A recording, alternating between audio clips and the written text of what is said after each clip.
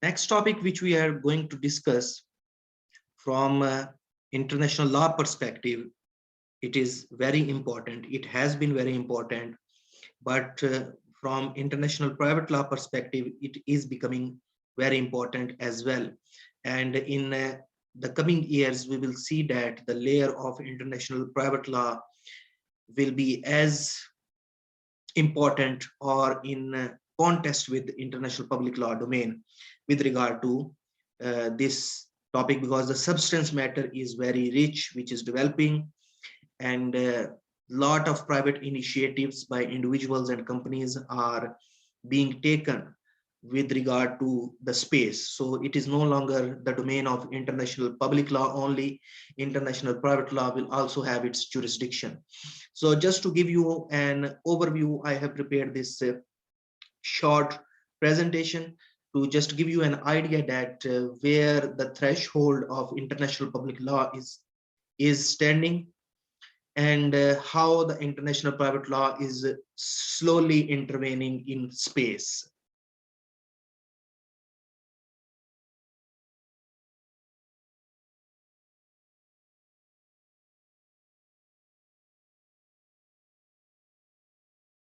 One.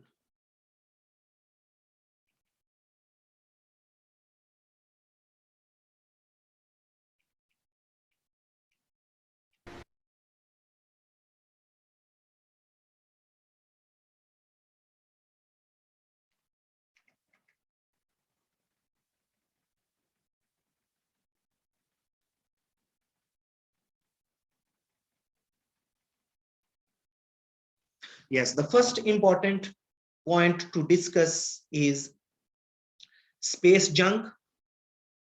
Space junk is something which is being neglected by many governments as well.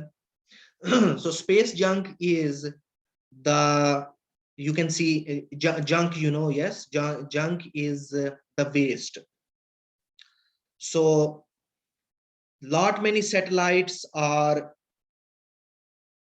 revolving around our world, our earth, and when they destroy, they destroy in the space, and these are the non-functional objects. You can say that these are useless or defunct artificial objects which are in space, and particularly they are in Earth's orbit, and they don't have any useful function. So when a spacecraft or when a satellite becomes non-functional, most of the time it is left in the space. Yes. So all the space junk is the result of us launching objects from the Earth, and it remains in the orbit until it re-enters the atmosphere. Sometimes they fall from the Earth, sometimes they don't fall from the sky, sorry. Some objects in the lower Earth orbit, often re-enter the atmosphere after a few years. And we can see them that something fall from the sky, and most probably it is not a meteorite, it is just a junk or the broken part of a satellite.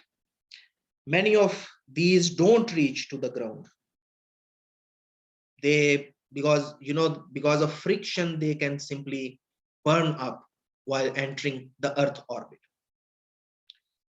So the point is that the space junk or these defunctional parts of these machines, they are increasing around the Earth, which is polluting our space. Yes. And unfortunately, no one is taking them very seriously, but it is a threat for the mankind. Just an overview of space laws and treaties. There are numerous treaties which has been signed, and the 5 United Nations treaties on outer space, they are mentioned here. And I mentioned in the last lecture as well that people started taking space seriously when the Cold War started between USSR and America. Both of these parties wanted to dominate the space. We know that the USSR sent the first person into the space, and then the Americans sent someone into space, and then Americans occupied the moon and so on. And it was kind of war. Yes, we want to demonstrate our dominance on space. So this was the time actually when international organizations, especially the international community in general, they thought that we need to make legislation with regard to space as well, because now it is a serious topic. So the first uh, reference point can be the Outer Space Treaty. The principles were established to govern the activities of states in the exploration and use of outer space, including the moon and other celestial bodies. And this is the period of 1967. Around this period, moon was, the Americans went on moon. And the rescue agreement, it is a kind of humanitarian agreement. So it was the agreement on rescues of astronauts, the return of astronauts, and the return of objects launched into the outer space entered into force in 1968. So the issue is pretty much evident that the astronauts, no matter what their nationality is, they will be rescued by all the countries. And similarly, in terms of objects, if the object of one country falls from sky or enter into the territory of another country, it will be returned and so on. Then the question of liability convention, the liability question, international liability for damage caused by the space objects. One interesting thing, let me tell you, that the first experiments, some of them were done by the USSR as well, related to the atomic bombs. They were done in space. And some countries, they actually started disposing of their original junk or the garbage into the space, which is very threatening if we imagine how much space is polluted in today's state. Registration convention, the registration of objects launched into the outer space. It is also very important when you are launching thousands of satellites and no one knows that whose satellite is this. There should be numbering or some sort of registration so that we know that what is going to the space. And the moon agreement means the moon and other celestial bodies, the activities on them, they should be regulated, because many people are actually buying and selling lands on moon and Mars and other celestial bodies. You can go on internet and you can find companies who are willing to, find a star for you. You can find a star. Actually, they will find a star and they will name this star on your name. And then they will give you a gift certificate, and you can give this gift certificate to anyone. For example, you can name a star on the name of your father. You can get the gift certificate, and then you can gift this certificate to your father on his birthday. This is something which is actually happening. So classic debates, some of the classic issues are related to the property law on the moons and Mars and other celestial bodies. As I mentioned, that who owns the moon? Who has the property rights on Mars or Sun? Yes, these are the questions which are now being discussed. And apparently no one owns the moon or no one owns the land on Mars. But there are people, there are private initiatives who are actually regulating the buying and selling of property on the moon. Yes, it is the question of international private law. And asteroid minings, there are scientific initiatives. They are doing mining on different asteroids. Different samples have been brought back from moon.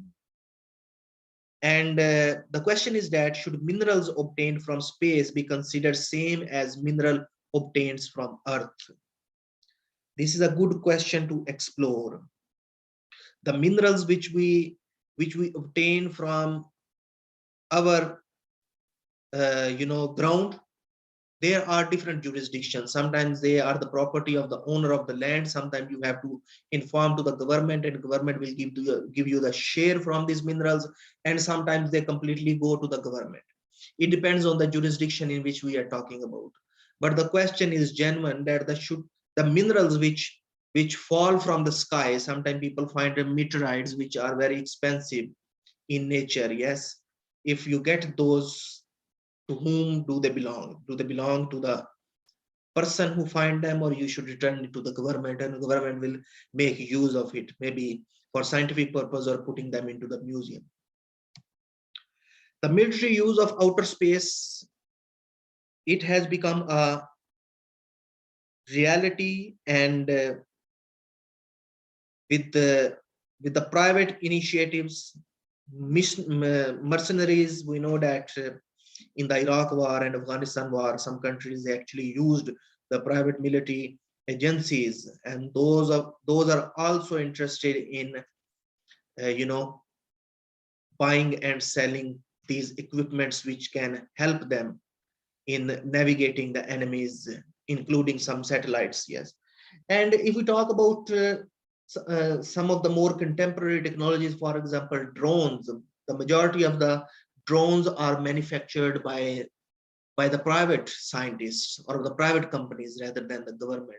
There might be the government funding backing these private initiatives, but the private companies are taking lead. Israel is very advanced in terms of manufacturing drones. Yes, scientists are making drones at their home. You can, I'm sure that in Uzbekistan also there are private enthusiasts who are interested in manufacturing drones, and they might be doing this. Yes, occasionally it happens in our country that someone appears on the internet and say that I have made a helicopter or I have made an aeroplane. Yes, similarly it is possible that the private enthusiasts or the people, they are manufacturing some of the technologies which can be used for military purposes in future. Yes, so if we look at the weapon system, we have all sort of weapon system. We can talk about earth to space missile defense. There are different shields, means they don't let missiles enter into your airspace, they destroy them into the space. You can talk about the space to space weapons. Yes, from satellite to satellite. Yes, from space to earth, it is possible. Yes, it is happening. Yes, so 5G from the space, 5G from the space, I showed you this image many times.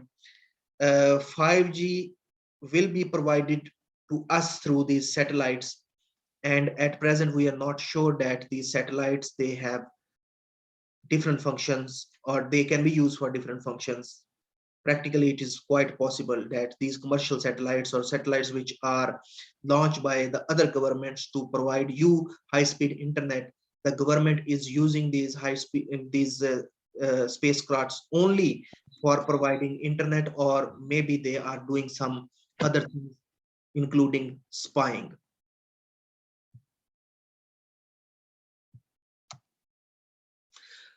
All of you know these people. I am sure you know about these people. Yes, no matter it is Google, Facebook, Amazon, Microsoft, SpaceX, Virgin aircrafts, all of them, they are investing billions of dollars in space. It's mean that something is serious going on in space. These are the businessmen, these are the technology people, they calculate everything. Whenever they spend some amount of money, they calculate it. Yes, and if they are spending billions of dollars in space, it's mean that something serious is happening in space. For example, companies are launching private tours. You can pay a certain amount of money, and in future you will be able to go to space for tourism purposes. And this is a code which has been cracked by some of these people who are actually interested in using space for commercial purposes. Now it is also the responsibility, not only the government which is hosting these companies, but also the international community, to look at the ethical and moral dimension of these initiatives, that that the people who are investing a lot of money into the space, how they are going to get their money back, and will be some element of responsibility, or should we go for a universal norm like corporate global social responsibility and so on. If we categorize the contemporary debates among legal scientists related to space, people are talking about these topics. For example, sustainable development of space activities. As I gave you the example of space junk, people are talking about not polluting the space. We need to protect the environment of space. It is a genuine concern. I am totally agree with this, and any private or public initiative should ensure that they are not polluting the space. Innovation management and right abuses, these are the now classic debates. Space tourism and use of space for commercial projects, space traffic management, these are some of the questions. Space tourism from commercial perspective, it will be a very hot topic from international private law perspective in future. Using of space for commercial projects, and for global, if we talk about international public law or international law in general, the space traffic management is a system which we need to develop, that how you are going to manage the traffic in space. Then planetary protection, territorial issues in space, ownership claim, they had always been there. We are unable to decide the territorial claims on Earth. Just imagine how we are going to decide the territorial claims in space. Yes, at present, we are arguing on borders. In Central Asia, many countries have border disputes with other countries. They are unable to decide the border. Yes, so who owns the Antarctica, or who owns the South Pole? Who owns the Greenland? These are some of the questions which still emerge. Or if we talk about the territorial waters, yes, in the sea, it is something which is extensively being discussed at present as well. So just imagine how we are going to distribute the land in space, and to satisfy the demand of the question that who owns the space. And then there is a need to analyze the existing domestic and international laws with regard to the space, because a lot of new inventions has been done, a lot of new discoveries has emerged with regard to the space. So it's mean that there is a need to do the upgradation of the laws. There are some laws which are already outdated. For example, the Space Treaty says outer space must be explored and used for peaceful purposes. But it does not give the definition of term peaceful. Yes. So the space should be used for peaceful purposes, but what is peaceful? For one country can say that we are using space for peaceful purposes. That's why we have sent a satellite with a weapon system. But this can be a threat for the other country. So there is a need to define exclusively what does it mean by peaceful, or there is a need to give a universal definition of peaceful, which is acceptable by all the countries. One could claim that it is spying or espionage, and it's quite difficult to prove if the conducting entity is using the information not for the military and aggressive purposes. A good example is of 5G spaceships. I told you that they are there to provide internet, but we don't know that if they have dual function or not. Also, if the negligent one released too many pieces of junk in the space, those junk hit with other satellites, can we say that the negligence is non-peaceful? For example, sometimes it happens that you destroy your own spacecraft in the space. Now the small junk, the small part of this satellite which you have destroyed in space, they can hit to another satellite which is functioning. Yes. So you cannot say that I destroyed my satellite for peaceful purpose. Someone should be liable for the damage being done to the other party's satellite. So we need to work on defining space activities, space objects, commercial space activities, etc. And there is a need to update these outdated laws. The Space Liability Convention only deal with the harmful action of states, not individuals. From international law perspective, this is a serious question that, okay, you can control the countries, international public laws demand are satisfied, but what about the international private laws demands? There are numerous uh, private initiatives are going on with regard to the space, and I showed you some of the examples previously when we were discussing about these, you know, Elon Musk and Microsoft, IBM, and so on. Yes, this means one cannot make an individual liable who caused damage as per this law. There is a need to, then there is a need to, you know, establish a specific new regime for private initiatives. Yes, the convention deals only with the damage occurred from space objects. Thus, any cyber aggression is not covered. For example, satellite hacking. So the physical damage is regulated by these conventions, but what about if someone hack your satellite? International organizations bear no responsibility and liability under the convention, except they had declared to be bound under this regime, which means that there should be a law equally binding on everyone, no one you have ratified it or not. Role of United Nations Office of Outer Space Affairs. There is a specialized agency. We need to work on that to upgrade their role, to make them more responsible, vigilant, like WHO nowadays. You know, a good example that WHO was sleeping, and then the COVID-19 came, and now they are active. Yes, if they would have prepared in advance, we wouldn't have faced any problem. Similarly, if a specialized agency is there, which is there, named as United Nations Office for Outer Space Affairs, there is a need to make them vigilant. There is a need to make them realize their responsibility and prepare them for future threats. Other fields of law, such as administrative law, intellectual property law, arms control law, insurance law, environment law, criminal law, and commercial law, are also integrated within space law, and they need to set their thresholds. Yes. So these are some of the important topics which needs to be incorporated with regard to the space activities.